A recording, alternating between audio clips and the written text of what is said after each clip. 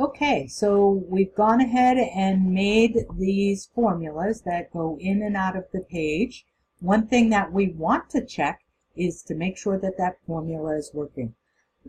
So one of the things that I like to do is I'll go into one of the sheets, for example, that I know that that formula is pulling from, and I'll change the number to some really crazy value to make sure that my formula updates to include that new crazy value. So I'm going to make it 1,000,000 here. And if I go to my expense summary, my value is updating appropriately. So we know that our expense summary is working correctly. Okay, so the next section of the text is really very much a review. It's all about creating a pie chart, but I wanted to do a quick video just in case you wanted to see the pie chart example as well. So I'm going to select all of these data points from item to amount and each of the fields within the... Okay, so let's go ahead and create a quick graph. So we're going to insert a graph. Now I could use the recommended charts, and let's go ahead and do that. Or if I knew I was going to use a pie chart, I could do this one as well. So I'm going to use the recommended chart, and notice it gives me, the software's looking and going, oh, I see you've got a bunch of different types of data. We can actually show this in these types of bars. So the clustered bar at this top, it shows you an image, helps you compare values across categories. Use this when the chart shows duration or when the category text is long.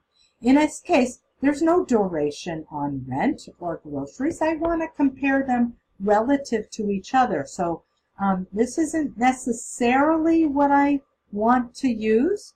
I want to use a column chart if it's comparing values when we don't care what the order, the sequence is here, but we just want to visually see which one is more important relative to the other.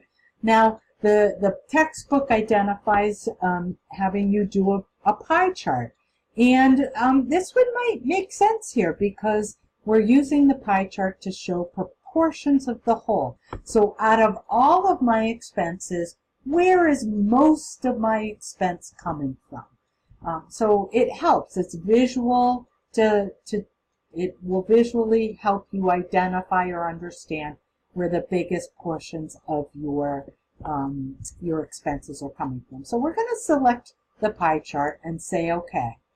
Now, obviously the book tells you how to move it around again. Again, a review from chapter 4 to create this chart. But one of the things, because of the way I selected my data, this really doesn't show me what this is, right? The title itself here is not very good. So I'm not sure, I don't recall if where it was identified in the chapter, if it even was, but I want to show you how you can very quickly change some of the items that have been created automatically for you. So this title amount is not very good. I don't like it. So I could select it, hit delete, and type in some new information. But in this case, I have the information that I want the title to be sitting in my spreadsheet called Annual Expenses to Date. Sitting in a cell. So a good habit to get into in Excel is to point to the contents of a cell if that cell has the data that you want to show up. So in this case, I want the amount here to say Annual Expenses to Date. And I don't want to type it again. I'm lazy, but I also wanted to fix if I fix the title at some point.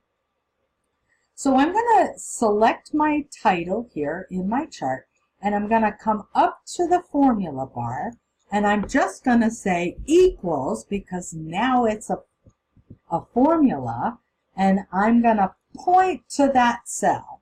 So it's going to say equals the expense summary, because that's the sheet that I was on, and I want to have the title be the contents that's sitting in this case, B3 through C3, because that was a merged cell. I'm going to hit enter, and the title of my chart now changed. Now watch what happens if I come over and put the year, for example, 2019. My title of my chart automatically updates as well. So that's just a handy little thing to know that you can do. You can do that with annotations. You can change how these different legends look. All of that was in chapter 4, with the exception of maybe that last move that we made.